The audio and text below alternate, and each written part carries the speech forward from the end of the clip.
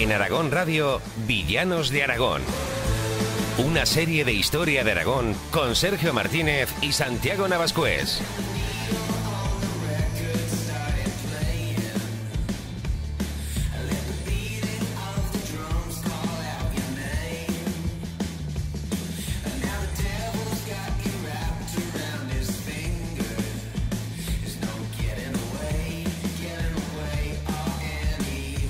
Una de las mayores villanías que se han cometido en Aragón, al igual que en otros muchos lugares, es contra el patrimonio cultural. Ha arrasado a veces por el devenir del tiempo o por la guerra, sí, pero también en otras muchas ocasiones por la simple dejadez o intereses particulares. En este episodio repasamos algunos de esos casos a lo largo y ancho de Aragón, así como los motivos por los que se dejó perder algunas joyas del arte y la arquitectura de todos los aragoneses. Soy Sergio Martínez, en la técnica está Juan Álvarez y te invito a acompañarnos a conocer a los villanos de Aragón en Aragón Radio.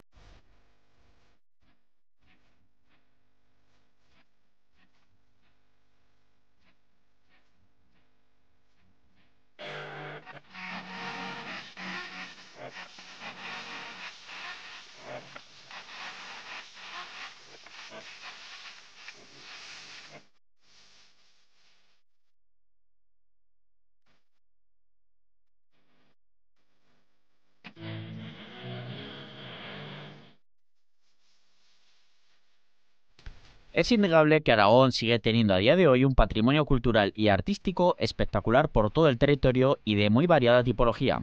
Pero no es menos cierto que se ha perdido muchísimo por el camino, que incluso hoy en día muchos lugares siguen estando en peligro de desaparecer. Evidentemente, muchos de los casos que vamos a ver a lo largo de este episodio fueron víctimas de una visión diferente en cuanto a la valoración que se ha dado a lo largo del tiempo a dicho patrimonio. Hay que tener en cuenta que solo en las últimas décadas e incluso años se está consiguiendo poco a poco revertir esa visión, aunque a veces, como digo, demasiado poco a poco. La aparición de un yacimiento o de unas ruinas arqueológicas no debe ser visto como un simple incordio para que sigan adelante unas obras, sino como una oportunidad de conocer mejor nuestro pasado, entenderlo y seguir completando los muchos huecos que siguen quedando para formar ese enorme puzzle que es la historia y que profesionales de diferentes campos como los historiadores, arqueólogos o historiadores del arte pues trabajamos para después transferir ese conocimiento a la sociedad. Y es que no puede ser que todavía hoy en día algunos vean un yacimiento arqueológico como una oportunidad, que por cierto es ilegal, de encontrar tesoros y objetos para coleccionar, incluso para venderlos a veces, ya que dichas piezas poco o de nada sirven a los investigadores si se las arrebata del contexto arqueológico en el que han sido halladas. Prácticamente no dan ninguna información más que sirven para adornar una bonita estantería. Eso es lo que vamos a tratar en este nuevo episodio de Villanos de Aragón, en Aragón Radio, y para hablar de ello, pues como siempre me acompaña el doctor en Historia, Santiago Navascués. Bienvenido una vez más, Santiago. Hola a todos, queridos oyentes. Hoy es un día en el que vamos a hablar de muchos villanos, ¿no? O sea, de villanos anónimos, sin nombre, ¿no? Que, sí, la mayoría anónimos. La mayoría de ellos. No nos vamos a centrar como hemos hecho los episodios anteriores de esta primera temporada de Villanos de Aragón. Pues en plan, pues fulanito de tal o fulanito de cual. No, iba a ser un poquito más genérico y sobre todo el protagonista es pues más la víctima, ¿no? Que en este caso pues es ese patrimonio cultural aragonés. Claro, eso es, ¿no? O sea, ha habido pues muchos villanos anónimos a lo largo de la historia pues que han destruido patrimonio. Bueno, en los tiempos en los que lo hicieron pues no serían villanos, ¿no? No serían vistos como villanos por la sociedad, pero bueno, pues bajo nuestro prisma de hoy en día. Sí, hoy vamos pues a pecar un poquito de presentistas igual, sí, que es uno de los villanos. Pecados capitales de los historiadores. No hay que ser presentista, no hay que valorar. Pero aún así, pues con algunas cosas que vamos a ir viendo y otras muchas que se nos van a quedar en el tintero porque es que es imposible, prácticamente imposible, y sobre todo en un episodio de 50 minutos abarcarlo todo, ¿no? Pues la verdad es que dices, si esto se hubiera conservado o se hubiera hecho esto de otra manera o se hubiera tenido una mayor conciencia en esa época, pues lo que hubiera podido incluso en ocasiones cambiar todo radicalmente, ¿verdad? Hay cosas que escuecen mucho, que escuecen muchísimo, ¿no? O sea, cuando te las cuentan, pues es que había esto y esto y se destruyó porque dices, no puede ser. No puede ser. No puede ser. Bueno, el caso es que es innegable que Aragón pues sigue teniendo eso, como decíamos, muchísimo patrimonio a pesar de todas estas tropelías, otras veces descuidos, ¿no? Y este es un tema al que la verdad es que yo lo tenía muchísimas ganas y que de hecho Santiago y yo, ¿verdad? Teníamos subrayado en rojo entre los temas que habíamos elegido para esta serie de Villanos de Aragón en Aragón Radio, y que desde luego es un tema que da mucho de sí y como ya he dicho es que nos vamos a quedar prácticamente pues metiendo el dedico en la piscina porque no hay tiempo suficiente para poder meternos en todo el meollo, siendo que Aragón tiene tanto patrimonio, es tan grande, ¿no? Pues, pero vamos a ver unos cuantos ejemplos simplemente pues para precisamente ejemplificar todo lo que de lo que estamos hablando, ¿no? No lo veamos, eso sí, como una forma de hacernos entre todos mala sangre, tampoco, no vamos a estar aquí, pues no sé qué, al terminar el programa de en plan, no sé qué hacer, si cortarme las venas o dejármelas largas, ¿no? Después de todo lo que nos habéis contado. Aunque desde luego a veces dan ganas, ¿no? Como decía Santiago, sino hay que verlo como una oportunidad de darle al patrimonio cultural, ya sea una preciosa catedral gótica o un simple muro de la cimentación de un edificio, yo qué sé, romano, visigodo, islámico, ¿no? Pues hay que darle la importancia que tiene, ¿no? Yo creo que esto que acabas de precisar, Sergio, está muy bien decirlo y hay que crear conciencia, porque yo creo que más o menos ya hay una conciencia social de protección de patrimonio, pero de protección de patrimonio del que es monumental, visitable, que pues se puede dar dinero a la comunidad, que es aprovechable económicamente, digamos, ¿no? Entonces, bueno, pues más allá de aparte de toda la información que puede dar, sobre histórica o artística. Y que es monumental y muy bonito de ver, ¿no? Y atrae al turismo, ¿no? Aquí la gente, pues enseguida, ¿no? Pues reacciona como un resorte ante cualquiera que quiera romper ese tipo de patrimonio. Lo que pasa es que yo echo en falta, pues a veces esa misma reacción cuando se pretende destruir patrimonio que no es tan bonito, que a lo mejor no atrae turismo, pero que sin embargo es importantísimo para la investigación. Es que parece que solo haya que proteger el patrimonio que es bonito y que puede ser visitado y aprovechado por toda la sociedad. No, ¿y qué pasa con el patrimonio que es importante y que da valiosa información para los investigadores? Yo te diría más, cuando a veces, sobre todo en el ámbito arqueológico, pues sale un yacimiento, pero luego se estudia y después se tapa, ya está, porque pues o la dificultad de musealizarlo, o no sé, cualquier cosa, o que es carísimo, ¿no? La musealización o lo que sea, pues dice, bueno, se investiga, se tapa y dices, pero esto es ¿por qué se tapa? ¿No? Porque realmente esto a veces es complicado de entenderlo quizás desde otra visión, ¿no? Que yo lo entiendo perfectamente, pero ese patrimonio arqueológico, casi el mejor patrimonio arqueológico es el que se excava, se investiga perfectamente, se documenta, se puede luego sacar mucha información de él y luego se tapa porque ahí seguro que no le va a pasar nada a ese yacimiento, porque luego cuando están, si lo dejamos ahí al aire libre, si no se hace una conservación continua, que eso sí que es un gasto enorme en cuanto a en lo económico, y no suele pasar. Además que muchas cosas pues se dejan ahí y al final pasa lo que pasa, ¿no? Llega una tormenta o el frío, el calor continuo a la intemperie o lo que sea, o los propios expolios, ¿no? Pues pasa lo que pasa. Al final ese patrimonio se puede perder.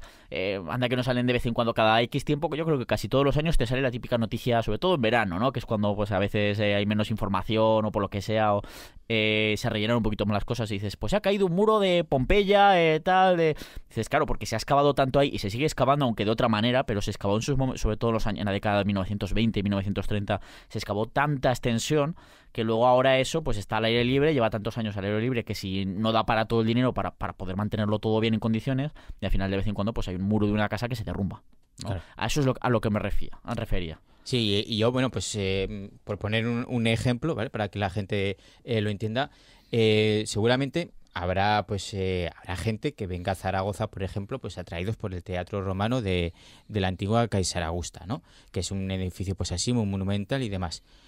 Vale, pues teatros como ese se han conservado un montón a lo largo del imperio. Para mí, como historiador, es mucho más importante, por ejemplo, pues el bronce de Agón o el bronce o los bronces de Botorrita, ¿no? Que nos dan una información valiosísima, que no son monumentales y que nadie vendría de propio pues para verlos, ¿no? Pero nos dan una información valiosísima, por ejemplo, porque son prácticamente los únicos documentos que nos hablan de regadíos en todo el Imperio Romano y que nos hablan de cómo funcionan los pagos, los distritos rurales. Rurales en época romana. Es una información valiosísima, es que prácticamente no hay más información que esa. Eso es. ¿No? Lo cierto es que, como ya sabemos todos, la concepción que se ha tenido a lo largo de la historia del patrimonio cultural, pues evidentemente no ha sido siempre la misma, ni siquiera es la de ahora la misma, que seguramente la que habrá dentro de 50 años, ¿no? Probablemente, igual dentro de 50 años hay gente que dice, pero qué barbaridad hacían en los 2000, los 2010, 2020, a saber, ¿no? Y durante siglos, lo cierto es que ha primado más la oportunidad de poder reutilizar edificaciones o incluso sus materiales para dedicarlos a nuevas construcciones. Y desde luego esto no ha ocurrido solo en Aragón o en España, no es que sea algo que... No, es que solo... No, evidentemente, ¿no? No, que la gente no piense que somos los más cafres del mundo, que no. Pero claro, estamos en villanos de Aragón, ¿no? Y esto ha sido común prácticamente en todos los lugares. Es que, antes de meternos en Aragón, pongamos como ejemplo Roma, ¿no? La ciudad eterna y las monumentales edificaciones de su pasado en la antigüedad. Aunque hoy en día lo flipamos, yo al menos, con las ruinas de esos edificios, lo cierto es que en general lo que queda se ha salvado gracias a un cúmulo de casualidades y porque en ciertos momentos se les dio una utilidad a esos edificios, ¿no? Aunque fuera una utilidad muy diferente a la que estaba destinada en origen. Como gran ejemplo está el imponente Coliseo o Anfiteatro Flavio, que era su nombre original, que por mucho que imponga y maraville, que lo hace, lo cierto es que nos ha llegado hasta nuestros días menos del 50% de la estructura original, que se dice pronto. O sea, más de la mitad del edificio original se ha perdido. Claro, son casi 2.000 años de historia, pues son 2.000 años de historia prácticamente, ¿no? Y que incluso hoy en día...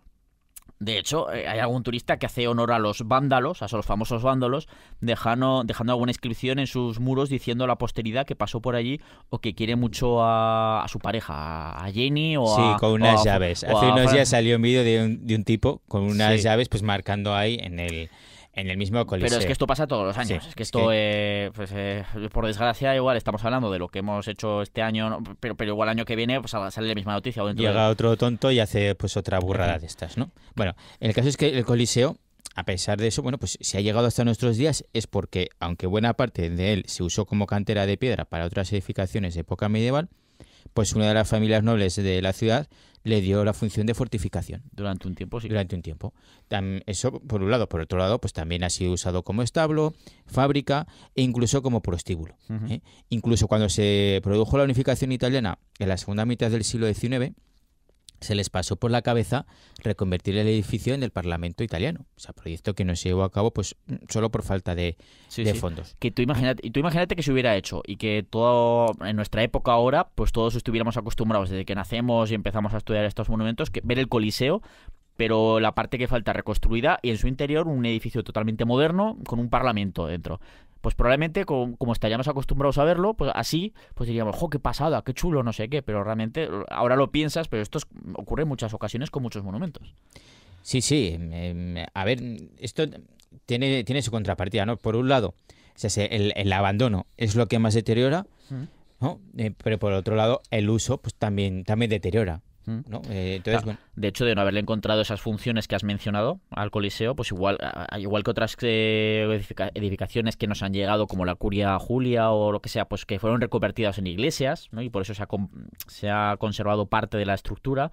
Pues de no haber sido así, pues seguramente se habría perdido en su totalidad. El ejemplo está muy cerca, el Circo Máximo, ahí donde hacían las carreras de cuadrigas y tal, no queda más que la huella, pero esa edificación se ha perdido porque ahí no se le encontró, más allá de ser una cantera de piedra para reutilizarla, pues no se le encontró ninguna utilidad, como el Coliseo u otros edificios, y acabó desapareciendo. Sí, es una cosa muy bonita porque se ve, o sea, la marca de que ahí estaba ese edificio, con la forma, ¿no?, que tenía el edificio, pero no se ve nada. Apenas hay unos pocos restos. Unos restos muy poquitos, sí. Porque se lo llevaron todo, ¿no? Y es que, bueno, no fue hasta mediados del siglo XV, con el pontificado del Papa Nicolás V, cuando se hizo el primer catálogo de monumentos de la antigüedad, dándoles por fin pues un mínimo de valor patrimonial. Uh-huh. Y lo mismo que ocurrió en Roma, bueno, pues ha ocurrido pues en Aragón, ¿no?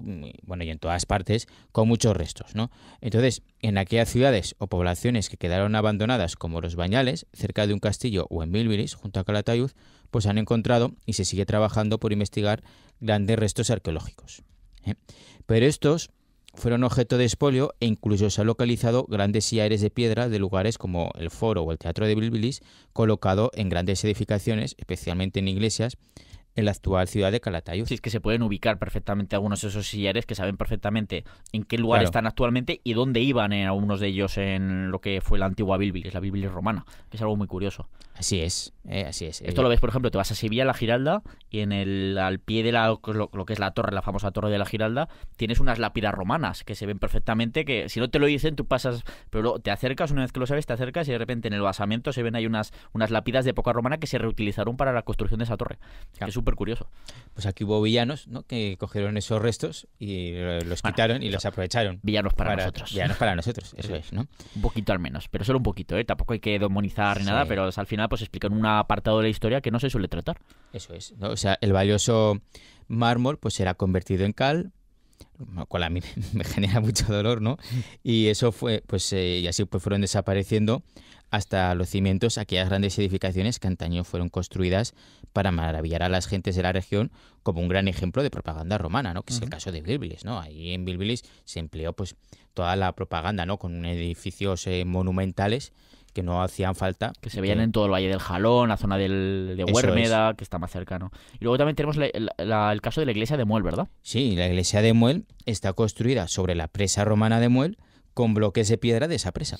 Que aún así se conserva buena parte de la presa, pero sí. se reutilizaron materiales ahí mismo. Venga, vamos a construir una iglesia y tenemos la cantera ahí mismo. Es que se ve a simple vista, ¿no? Que pues en muchas partes de la fachada, pues la piedra es la misma que la de la presa, ¿no? Eso es. O sea, otro claro ejemplo pues fue el monumental teatro romano de Casa Augusta, la actual Zaragoza, que es el tercero en capacidad de toda la España romana y que era capaz de albergar hasta 6.000 espectadores. Sí, que no era cualquier cosa. Se dice pronto. Bueno, pues en el siglo III después de Cristo se inició su desmantelación. O sea, todavía en época romana. Eso es, todavía en época romana, siendo buena parte de sus materiales de piedra pues reutilizados para construir parte del refuerzo de la muralla de la ciudad. Esos bloques de piedra ahí apelotonados, apegotonados que se ven ahí en la muralla, fueron llevados en esta época, en el siglo III después de Cristo, para reforzar las murallas, ¿no? Entonces, bueno, literalmente, pues el teatro pues fue desmontado como una especie de Lego, podríamos decir. Tal cual. Y apenas pues nos ha quedado hoy en día la cimentación y parte de la ema cavia, es decir, el graderío bajo destinado pues a las autoridades de la ciudad y a las personas más adineradas. Vamos, el cemento que había debajo de la piedra. El opus caementiki, un famoso, el cemento romano que se le hizo el hormigón Eso romano. Hay algún trocito de mármol que se conserva en esa zona, pero poquito, pero al menos así se ha podido investigar desde dónde se traían esos mármoles, incluso algunos desde Grecia, o sea, se traían de lejísimos, se habían traído, y luego cuando ese edificio, pues hay otras prioridades en cuanto a la ciudad, como es la defensa de la ciudad, pues fíjate, pues era más prioritario. Bueno, si nos ponemos a hablar de los mármoles que venían aquí, bueno, venían mármoles de Grecia, de Portugal, de los Pirineos, sí. de Italia, pero una bueno, locura. Por fortuna, este espacio del Teatro Romano de Casa Augusta, de la actual Zaragoza, se ha podido musealizar y pues ser hoy en día uno de los atractivos turísticos que ofrece la capital aragonesa, en esa preciosa ruta que son 4 museos de la ruta de los museos de la Zaragoza romana, ¿no? De Casa Augusta. Claro. Y ya no hablemos de espacios como el anfiteatro de Casa Augusta, que ese es otro tema que nos trae de cabeza muchas veces, ¿no? Y que hoy en día sigue siendo un misterio su ubicación, ¿no? Sí, porque, a ver, desde luego es posible que la ciudad pues quizás no contara con ese espacio, ¿no? Con un anfiteatro. Pasa que, hombre, pues sería algo muy extraño, ¿no? Porque sería algo raro que no tuviera ese edificio, pues dada la importancia que tenía la ciudad, que es que era capital de un amplio convento jurídico, uno de los más grandes conventos jurídicos de España, de la España romana en el momento, si no el que más. Para el que no lo sepa, era una de las divisiones administrativas que establecieron más pequeñas dentro de cada provincia, pues había diferentes conventos jurídicos que eran eso, con una capital y su diferente administración. Eso es, pues el de Casa Augusta, si no era el que más grande de la península ibérica, pues era de los que más, ¿no? Era grandote, sí. Entonces, bueno, es la segunda ciudad más importante de la enorme provincia de la Tarraconense, y que además, pues bueno, pues fue la única urbe en todo el imperio que llevaba el nombre completo pues de César Augusto, ¿no? El primer emperador de la ciudad romana. Es decir, no era cualquier ciudad. Era cualquier ciudad. Estuvo el famoso Agripa, el que da el nombre al panteón de Agripa, aunque el que vemos hoy en día pues es de época posterior, ¿no? Es de época del emperador Adriano, pero que estuvo Marco Visanio Agripa estuvo metido en la fundación de César Augusto también, por orden de César Augusto, del emperador. O sea, que es que no era una ciudad más, realmente. No, es que era una ciudad muy importante, entonces, bueno, que no tuviera anfiteatro, pues es bastante extraño. Es raro. Pero el caso es que, bueno, pues seguramente lo desmantelarían en épocas posteriores y no tenemos ni idea de dónde se encontraba. Eso es. Bueno, después de este paso por la antigüedad vamos a seguir avanzando en el tiempo y por todo Aragón. Y lo primero es que somos conscientes de que nos vamos a dejar cientos de ejemplos, ya lo hemos dicho antes, ¿no? En cada rincón del territorio aragonés, pero al final es que no cabe todo. Y además siempre se pueden hacer segundas partes, esto nos da oportunidad de hacer una segunda parte en el futuro de un tema que al menos a nosotros nos parece interesantísimo. De hecho, pues esto vamos a hacer un poquito algo más participativo, ¿no? Os invitamos a todos los oyentes a que pongáis en comentarios territorio, si lo escucháis en podcast, ¿no? Y si no lo escucháis en podcast, si lo escucháis en la FM, pues también lo podéis hacer, ¿no? Pues en nuestras redes sociales de Historia de Aragón, en la Aragón Radio, o en las plataformas de podcasting que permiten, como por ejemplo iVoox o iVoox, que permiten poner comentarios, ¿no? Pues de ponernos aquellos ejemplos que no nos da para mencionar en este programa, pero que conocéis, de vuestros pueblos, vuestras ciudades, porque así hacemos más comunidad, comentamos un poquito y además conseguiremos también entre todos difundir su existencia para el que no la conozca o su situación de ruina o peligro. Así que vamos a hacer un poquito ese ejercicio, si os parece, y vamos a comentarlo un poquito por ahí. El caso es que vamos a ir paseando por el territorio sin orden ni concierto. O sea, vamos a estar ahí de una época para otra, de un lado para otro, ¿vale? Si te parece, Santiago, para poder ver pues algunos de esos casos de patrimonio y donde ha habido pues villanos anónimos o algunos más conocidos, pero sobre todo anónimos, que nos han hecho perder parte de nuestro patrimonio artístico y cultural.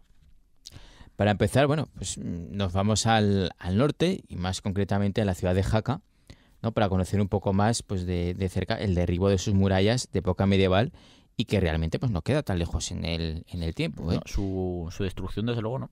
No, o sea, sobre todo por esa opción, ¿no?, de destrucción de murallas y de estructuras defensivas, pues en numerosos lugares entre finales del siglo XIX y comienzos del siglo XX, ¿no?, cuando pues esos perímetros amurallados molestaban o hacían complicada la ampliación de las ciudades con el crecimiento poblacional que se empezó a ver entonces, o coincidiendo también pues con el gran éxodo de población desde el mundo rural a las ciudades o localidades regionales importantes, buscando mayores oportunidades de trabajo en las fábricas que fueron surgiendo, ¿no? Sí, que es en esa época cuando se produce el primer gran éxodo rural, ¿no? Del campo a las ciudades o centros locales. Claro, pues muchas veces estas murallas pues estorbaban, ¿no? Porque no permitían el paso de los carruajes o de los primeros coches, los portones eran muy estrechos para que pasaran por ahí las mercancías, etcétera, etcétera, ¿no? Entonces, bueno, pues la muralla, en el caso de Jaca, la muralla original era de época anterior, aunque fue durante el reinado de Ramiro II el Monje, a mediados del siglo XII, cuando ésta se amplía,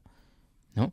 Y de hecho, bueno, pues el monarca, Ramiro II el Monje, pues cedió la mitad de las rentas que producía la explotación de los baños reales de Jaca para con ese dinero construir y mantener toda esa infraestructura. Claro, que muchas veces era construir un edificio, pero luego hay que mantenerlo, que eso también es un gasto. Que lo que pasa, si luego no lo mantienes, al final se viene abajo, que es lo que le acabó pasando cuando el Estado romano, digamos, colapsa, pues ya como estábamos hablando de la antigüedad antes, pues esas edificaciones cuando pierden su función y no hay tampoco nadie que pueda costear el mantenimiento, pues al final pasa lo que les pasa. Efectivamente, que esta es otra cosa que hacen muchas veces las autoridades, ¿eh? O sea, se deja en abandono a un edificio histórico que esté en plan ruinoso, que esté feo, para después decir a la ciudadanía, veis, pues si es que está muy feo, si es que no pasa nada por derribarlo, ¿no? Eso. Bueno, pues esta historia de la muralla de Jaca nos lo cuenta, por ejemplo, Valentín Mayral López en un libro que publicó allá por el año 2016 titulado Jaca, una ciudad que tuvo murallas. Y la verdad es que es una obra muy curiosa y nos cuenta, por ejemplo, que la muralla de Jaca es que era una señora muralla, ¿no? Pues tenía,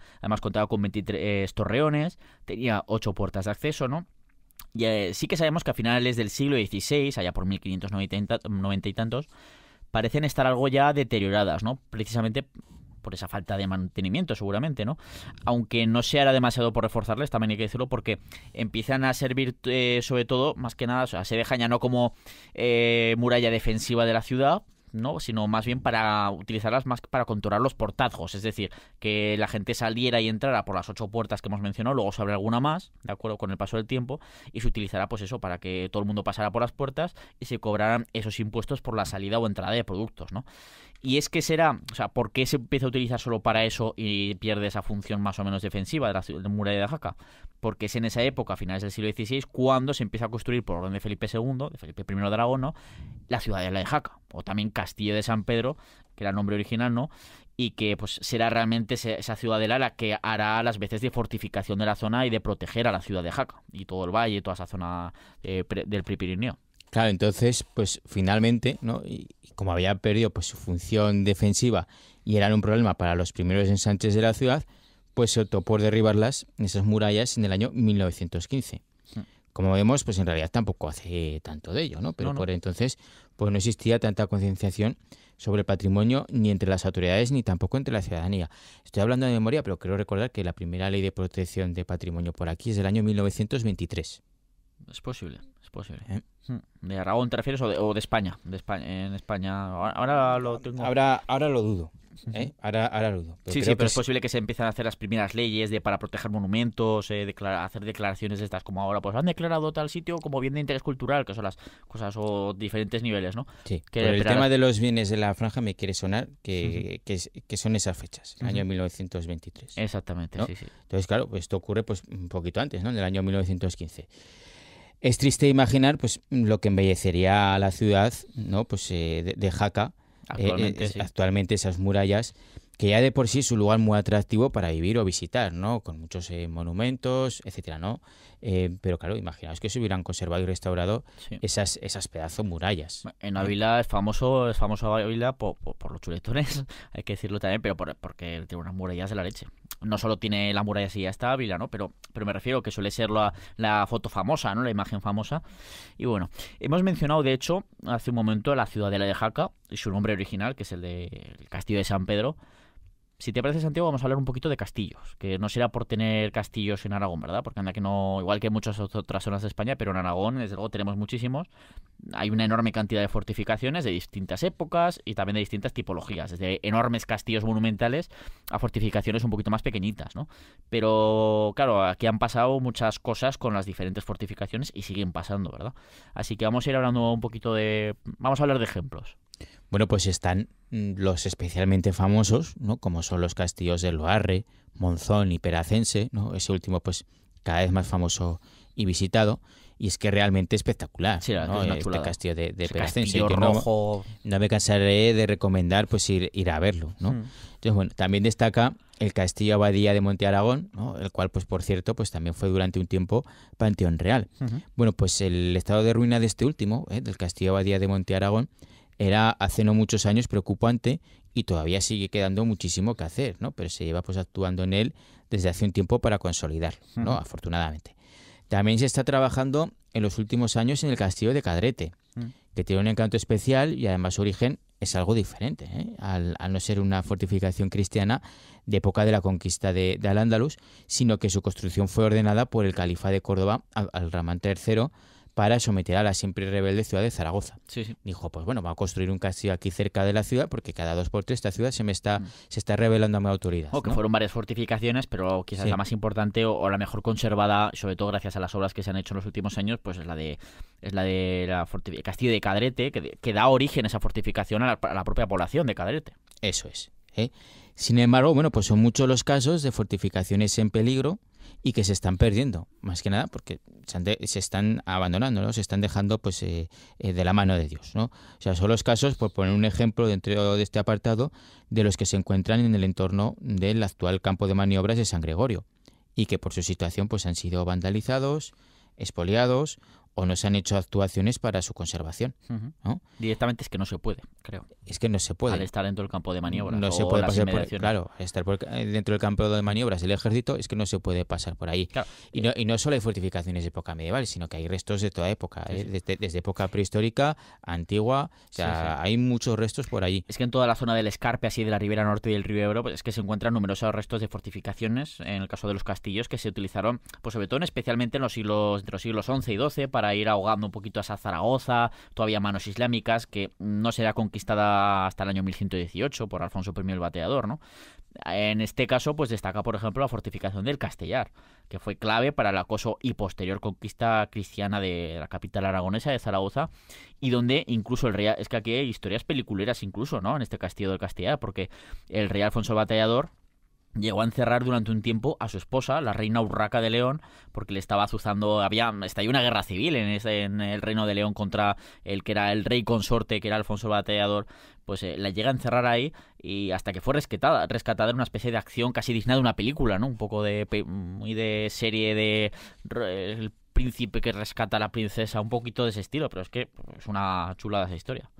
Sí, la verdad es que, bueno, a saber lo que nos encontraríamos, ¿no? Por ahí, por esos montes del Castellar, si los pudiéramos pues excavar bien, ¿no? O sea, es una pena, la verdad. Si nos seguimos moviendo pues por Aragón, encontramos incluso casos de monumentos que han desaparecido, pero no solo de su lugar de origen, sino que incluso han cambiado de continente. ¿no? O sea, por ejemplo, vamos, antes hemos mencionado el yacimiento arqueológico romano de los Bañales, que se llama así porque es que todavía no sabemos cómo se llamaba esa ciudad. Hay alguna hipótesis, ¿no? Pero no estamos seguros. Volvemos a un castillo porque está muy cerquita de esta localidad. Por ejemplo, casos que han viajado de continente, pues la preciosa portada de la iglesia de San Miguel, que data del siglo XIII, fue comprada en el año 1915 por un anticuario barcelonés que a su vez la acabó vendiendo a un coleccionista estadounidense. Pues la portada fue desmontada, de hecho se puede ver perfectamente hoy en día la iglesia de San Miguel ahí con la zona donde estaba y totalmente desmantelada, hasta la porta monda y lironda, ¿no? Como se suele decir. Y bueno, pues es una pena, pero esta portada fue desmontada pieza a pieza, fue llevada a Estados Unidos y acabó siendo donada al Museo de Boston, donde sigue expuesta desde el año 1930. O sea, ahí en el Museo de Boston tú lo visitas y tienes ahí un pedacito de Aragón. Eso es, que sepáis que si viajáis a Estados Unidos, pues tenéis en Boston, ahí, ¿no? En ese museo, un pedacito de Aragón, ¿no? Algo similar pues ocurrió con el denominado Patio de la Infanta, ¿no? Que afortunadamente ha vuelto y lo podemos ver. Es uno de los mayores ejemplos, ¿no? Este Patio de la Infanta, de arquitectura renacentista de aquí a Zaragoza del siglo XVI y que fue encargado por el comerciante aragonés Gabriel Zaporta. Uh-huh. Es un palacio que se encontraba en las actuales calles de San Jorge y San Andrés y que mostraba el poderío de dicha familia, de la familia de los Zaporta, que es una de las más adineradas del momento, que incluso llegó a obtener del emperador Carlos V pues un título nobiliar. Sí, no hacía más que donarle dinero, y le pagaba dinero, por ejemplo, Gabriel Zaporta paga parte del dinero de la expedición que fue luego fallida, el intento de conquistar la ciudad de Argel. O sea que pues al final por esos servicios a la corona, pues al final le da este premio, ¿no? Le acaba dando un señorío, eso claro. es. Entonces, bueno, con el paso del tiempo, el palacio fue quedando en ruinas y el inmueble pues fue derruido en el año 1903. Entonces, tan solo se salvaron la portada de entrada y el patio, y este último, el patio, fue desmontado y adquirido por un anticuario francés que se lo llevó a París y lo volvió a montar para que fuera la sede de su comercio. Menuda tienda. O sea, yo ahí entro y me quedo maravillado, ¿no? Cuando fue tienda ahí en París. Es que es precioso, ¿no? Este patio. No me quiero imaginar cómo sería el resto del palacio. El caso es que en 1957, pues este patio pues fue recuperado y traído de nuevo a Zaragoza, siendo instalado en 1980 en la sede central de la por entonces Caja de Ahorros Ibercaja. Uh-huh. Sobre su historia pues existe una novela de Magdalena La Sala llamada La Casa de los Dioses de Alabastro, que muestra pues un reflejo de la por entonces floreciente capital aragonesa. Luego volveremos un poquito más a ello también. Y bueno, también una de las mayores destrucciones y pérdidas, por cambiar un poquito de tercio, ¿no? Nos salimos un poquito. Una de las mayores destrucciones y pérdidas de patrimonio cultural, en este caso de origen eclesiástico, pues fueron consecuencia de las famosas desamortizaciones, emprendidas sobre todo, hubo más, pero las más importantes en España fueron la que hizo Mendizábal entre 1836 y 1837 y luego más tarde Pascual Madoz entre 1854 y el 56. Es que claro, a ver, las desamortizaciones, claro, tenían varios objetivos, ¿no? Las hacía el Estado. Por un lado, poner a producir las tierras de muchos monasterios y conventos que en numerosas ocasiones ni tan siquiera estaban siendo trabajadas, ¿no? Esas tierras de manos muertas, como se las solía llamar. Pues, ¿qué es lo que se hace? Pues expropiaron numerosos conventos y monasterios, así como sobre todo sus tierras, que era lo que importaba, ¿no? Para hacer después, ¿qué? Pues parcelarlas y luego ponerlas a la venta por parte del Estado en subasta pública para que las comprara el mayor postor, ¿no? Y además de ese aumento de producción y riqueza que se buscaba, de esas tierras que empezaran a ser productivas, pues también se buscaba recaudar una importante suma de dinero para salir de la quiebra en la que estaba la hacienda del Estado, o también, por ejemplo, financiar con la desamortización de Mendizábal un mayor ejército con el que conseguir ganar, por fin en ese momento, la primera guerra carlista por parte del gobierno liberal, ¿no? Contra los carlistas. Claro, es que esta desamortización de Mendizábal ocurre en ese contexto de guerra del Estado liberal contra los carlistas. Entonces, bueno, esto de subastar pues un montón de tierras de los monasterios, pues al Estado pues le sirve para hacerse con dinero para pagar esos grandes ejércitos que necesita, ¿no? Para ganar esa guerra. Uh-huh. Y por otro lado, con esas ventas se creaba también un importante número de propietarios que defenderían sus nuevas propiedades y por lo tanto conformarían una base sólida sobre la que sustentar ese Estado liberal que estaba en plena construcción tras la muerte en 1833 del rey Fernando VII, dejando atrás el antiguo régimen del absolutismo. Uh-huh. Porque todo esto, claro, toda esta revolución liberal y esta construcción del Estado liberal ocurre en ese contexto de guerra contra los carlistas, ¿no? Que se oponían a ese Estado liberal. Entonces, claro, necesitan ese Estado liberal una base social que defienda su proyecto revolucionario, su proyecto de país. Y bueno, pues esa base social, entre otras cosas, pues se la hacen con estas desamortizaciones, con los propietarios que compran esas tierras. Claro. Luego, claro, ¿qué ocurre con todo esto? Pues que como una de las consecuencias de estas desamortizaciones, pues muchos monasterios y conventos pues acabaron abandonados, siendo expoliados también, y quedando muchos de ellos directamente en la ruina, ¿no? Uno de los ejemplos más famosos, que se ha recuperado en parte, no como función monástica, evidentemente, pero es, por ejemplo, el monasterio de Piedra, ¿no? Que es muy famoso, que se creó en el primer tercio del siglo XIII durante el reinado de Jaime I Conquistador. Claro, por esta desamortización y el abandono que hubo, pues quedó buena parte de sus instalaciones totalmente arruinadas, ¿no? De hecho, está la antigua iglesia que hoy día se ofician bodas, que quedan muy chulas, pero es una iglesia que no tiene ni tejado porque se colapsó, ¿no? Y se vino abajo. Claro, y no fue el único caso, de hecho. No, o sea, me viene a la cabeza, por ejemplo, el convento de Santo Domingo de Zaragoza de la Orden de los Predicadores en el barrio de San Pablo, o el Gancho, como también se le llama. ¿No? Durante siglos fue la segunda edificación más grande de Zaragoza, tan solo por detrás del Aseo del Salvador, e incluso se reunieron allí cortes importantes del Reino de Aragón, como las de 1348 tras la victoria del rey Pedro IV el Ceremonioso en la Guerra de la Unión. O sea, estamos hablando de un edificio que era bastante grandecico, ¿no? O sea, bueno, pues tras la desamortización quedó en ruinas y hoy apenas queda nada de lo que fue. Pero bueno, estamos hablando de un edificio que ocupaba el solar del Centro de Investigación del Agua y del Medio Ambiente, el antiguo Instituto Luis Buñuel, que llegó incluso a ser sede del Ayuntamiento de la ciudad, para que veáis lo grande que era, y también el solar que ocupa la actual Casa de Amparo. Era un edificio gigantesco. Sí, a menos parte del solar que ocupan estas tres edificaciones actuales, pues estaba ahí el monasterio, parte de él, ¿no? En el caso, por ejemplo, del Centro de Investigación del Agua y del Medio Ambiente, que se entra por Paseo Echegaray y Caballero, alberga hoy en día una biblioteca, que es muy chula además y que es de acceso público, ¿no? Y que ocupa lo que fue el antiguo refectorio del convento y se ha conservado buena parte de ello, se ha restaurado también mucho, ¿no? Pero es muy chulo entrar a esa biblioteca porque parece que estás entrando en como un monasterio moderno, digamos, ¿no? El refectorio era el lugar donde los monjes solían reunirse para comer, según la regla monástica, pues hacían lecturas mientras los monjes comían o cenaban, pues hacían lecturas de diferentes partes de la Biblia, ¿no? Y también en ese edificio, en ese centro de investigación, se conserva en su sótano parte de las bodegas de lo que fue el antiguo monasterio.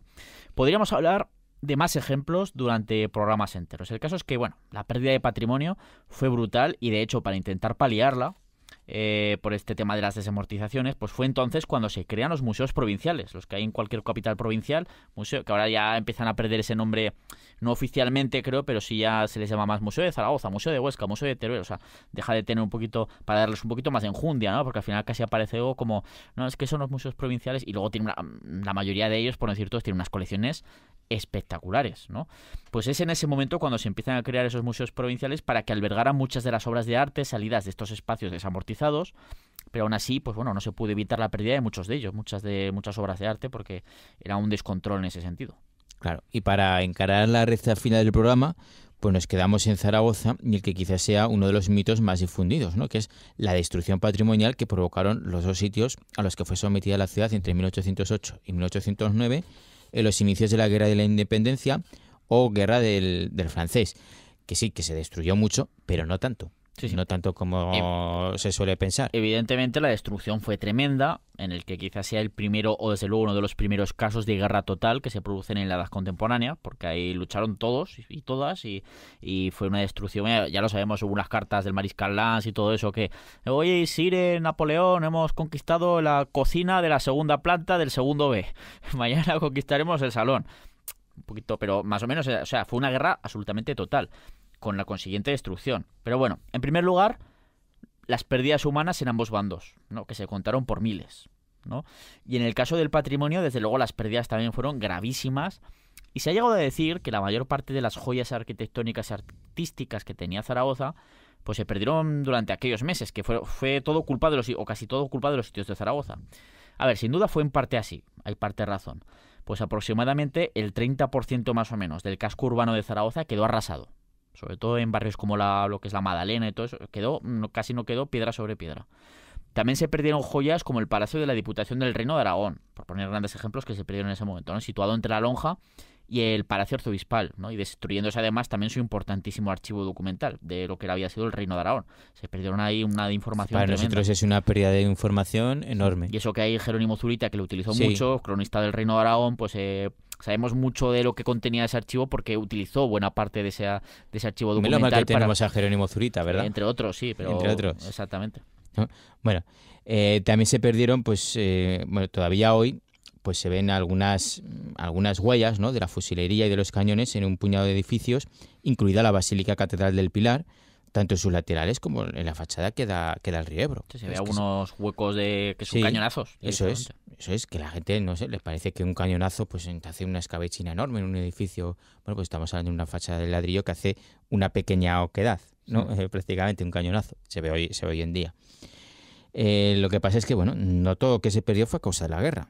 O sea, recordemos que Zaragoza fue conocida durante la Edad Moderna como la Florencia de España o Zaragoza la Harta, con multitud de templos, torres y fastuosos palacios que daban pues muestra de la riqueza de la ciudad.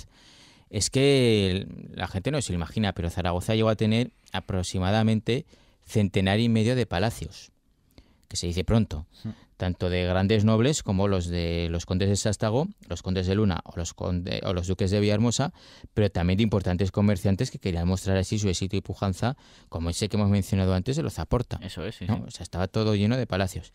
De todos ellos, pues ¿qué queda hoy? Pues hoy en día pues tan solo quedan un puñado. Y la mayor parte de los que se perdieron pues fueron víctimas del abandono, la desidia y la especulación. Sí, que no fueron solo víctimas. Algunos hubo, evidentemente, pero no fue la destrucción de la guerra. O no, en caso de recibir daños, que algunos los hubo, desde luego, en muchos casos no era para decir, bueno, pues tiramos esto porque esto es irrecuperable, no ha quedado prácticamente nada. No, ni muchísimo menos, ¿no? Claro, ahí está, por ejemplo, el caso del convento de Santa Engracia, ¿no? Del que apenas pues quedó la portada. La portada de la iglesia del convento, que fue levantada por orden del rey Fernando II el Católico, y por ella aparece en dicha portada, ¿no?, en dicha fachada, pues orantes, tanto el propio Fernando como Isabel. Aunque, bueno, pues en realidad era una promesa del padre de Fernando, el rey Juan II de Aragón, quien fue operado satisfactoriamente de cataratas por un médico judío, pero claro, esto pues no quedaba bien e hizo correr la historia de que pues había sido curado milagrosamente por la intercesión de Santa Engracia después de pasarse el clavo con el que fue martirizada en Casa de Augusta, que le clavaron un clavo a la frente, ¿no?, a la santa, a inicios del siglo IV después de Cristo, durante esas persecuciones que se hacían a los cristianos pues ordenadas por el emperador Diocleciano, ¿no? Entonces, bueno, pues aquí Juan II dijo, no, es que me ha curado Claro, santa, era ¿no? propaganda. Claro, El caso es que y a su hijo Fernando el Católico pues levantó esa portada. Claro, porque el otro Juan II prometió que lo iba a levantar, pero no la portada, no, el monasterio entero. Juan II prometió eso, pero se le fueron pasando los años, no había dinero y al final le encargó al hijo que lo hiciera en su nombre y dijo, pues ya que lo pago yo, pues salgo yo y con mi señora, con Isabel. Estaba allí el monasterio de las Santas Masas desde la tardía antigüedad, ¿eh? Lo que pasa es que en esta época, digamos, pues que se construyó el monasterio, Sí. monasterio El final, caso ¿no? es que el monasterio era una preciosidad y contaba con unos claustros que eran una auténtica joya del arte. Siempre digo que en las reproducciones conservadas de cómo eran estos claustros, pues se asemejan muchísimo al claustro del monasterio de los Jerónimos de Lisboa.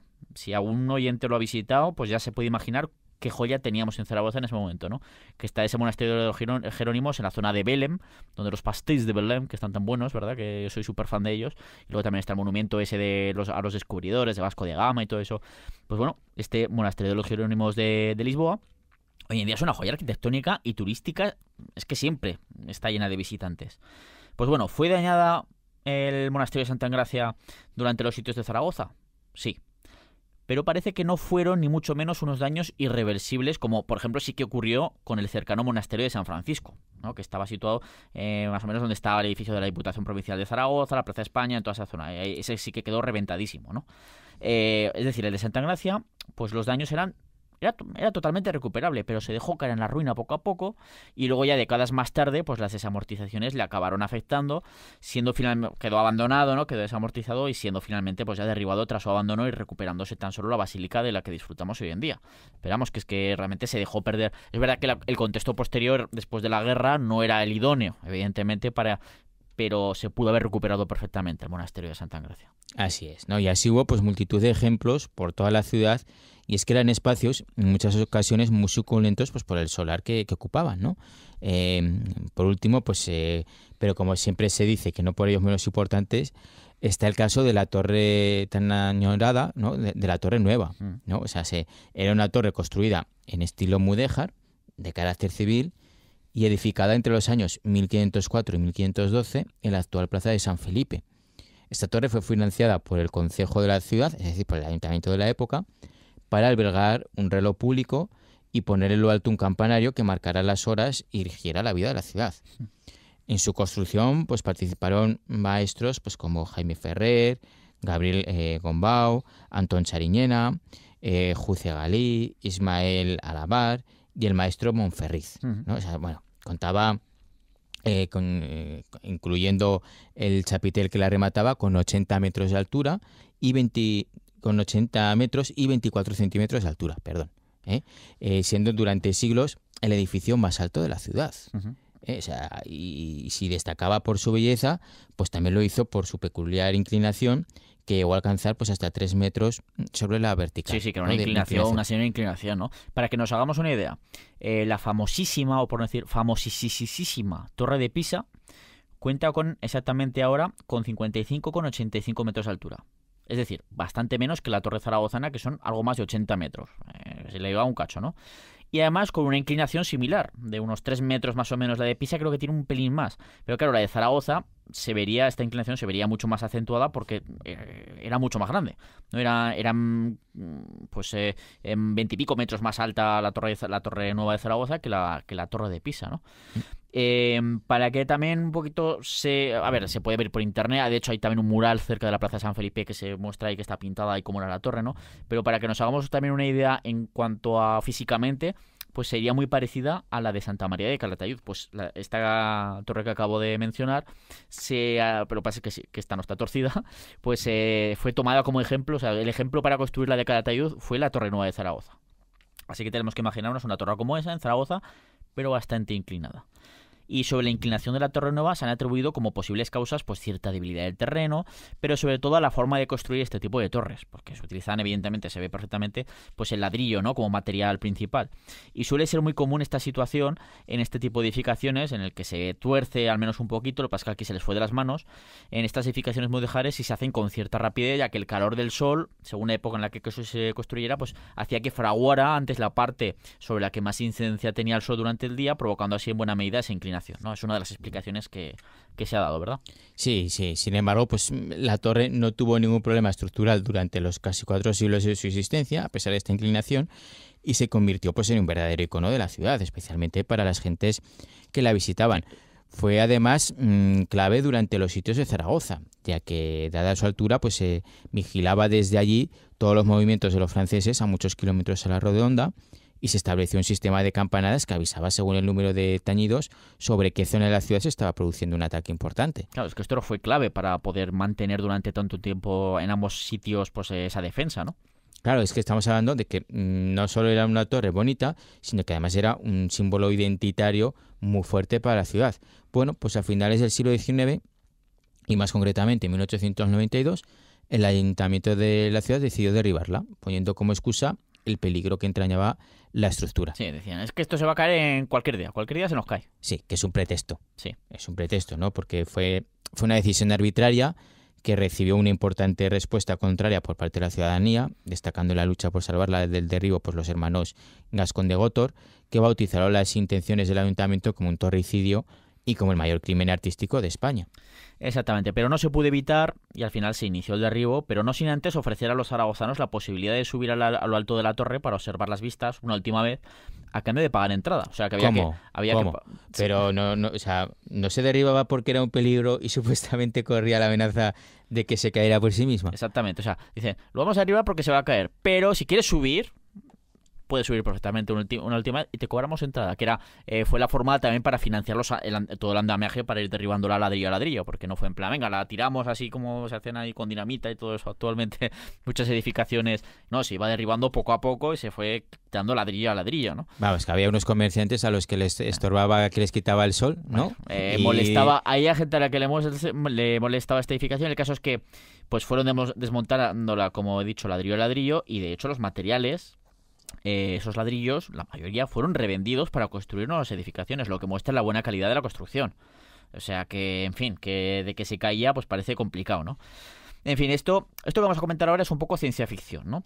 Pero la ciudad de Pisa, que mencionábamos antes, es conocida mundialmente por su torre inclinada. Yo la he visitado, sí, el Duomo es bonito, la torre es bonita, ahora no me acuerdo cómo es, el Baptisterio, que también está todo en la misma plaza, está todo ahí, es bonito, pero es que sales de ahí y ya está. O sea, Pisa ya no tiene otra cosa prácticamente, más que sí, unas bonitas vistas del río Arno y ya está. Pero es que realmente no tiene más.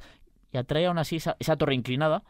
Atrae millones de visitantes al año, todos para hacerse la fotico ahí como que están sujetando o empujando una torre, ¿verdad? Así con la mano ahí, que ves ahí todo el mundo que dices, luego queda muy chulo la foto, pero cuando veis cómo lo hace la gente y estás in situ, dices, madre mía, que la gente somos a veces un poco...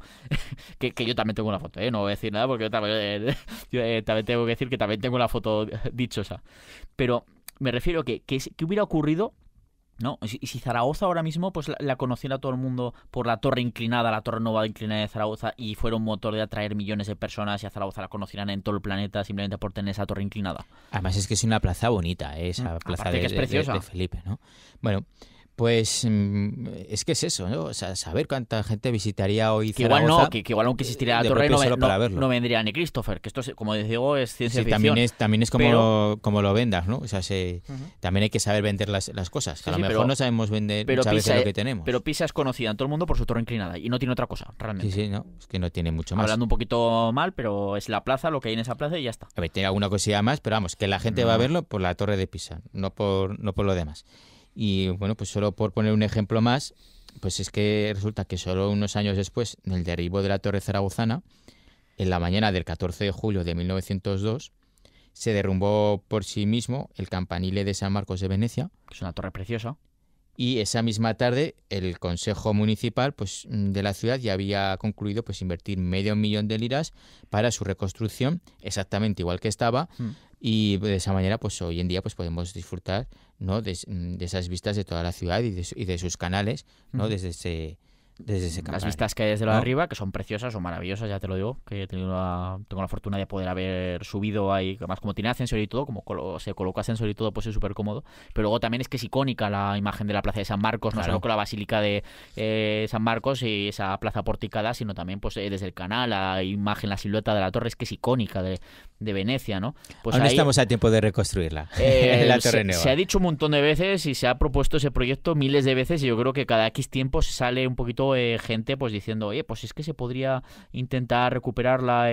Bueno, es que es complicado, ¿no? Porque además se necesitaría una inversión, pero desde luego sería una imagen muy icónica, y bueno, hay mucho debate, porque hay muchas vertientes, pero bueno. El caso es que ese fue el destino que le tocó a la torre inclinada de Zaragoza, a la Torre Nueva, tan recordada todavía más de un siglo después de su derribo. Pero bueno, ahí le tenemos, pues eso, con 4 cachicos por ahí que se conservan y que se pueden ver. Así que nada. Pues bueno, Santiago, como hemos dicho, pues es que estos son los ejemplos que hemos mencionado de esos villanos de Aragón contra el patrimonio aragonés, de unos pues más involuntarios que otros. Pero el caso es que, bueno, como digo, animamos a la gente a que nos pongan ejemplos en los comentarios, en redes sociales, etcétera, para que pues dar a conocer pues más ejemplos en pueblos, etcétera, porque así pues lo podremos difundir muchísimo más. Santiago, te despido ya y nos escuchamos en otras historias cuando estemos aquí en Aragón Radio pues comentando cositas de la historia aragonesa. Hasta la próxima. Y ya sabéis que si os habéis perdido algún episodio lo podéis escuchar siempre que queráis en podcast, y lo encontraréis en aragonradio.es, Aragón Cultura, en historiaaragón.com y en las plataformas de podcasting que ya sabéis que son iVoox, Spotify, Apple Podcast y también YouTube. Dejadnos vuestra opinión, vuestros comentarios y sobre todo suscribíos a nuestros canales para que siempre os salga el aviso en vuestro móvil de que, oye, hay un nuevo episodio de Villanos de Aragón, Historia de Aragón o de cualquiera de nuestros programas. En la técnica hemos tenido a Juan Álvarez y te esperamos en el próximo programa para conocer a los villanos de Aragón en Aragón Radio.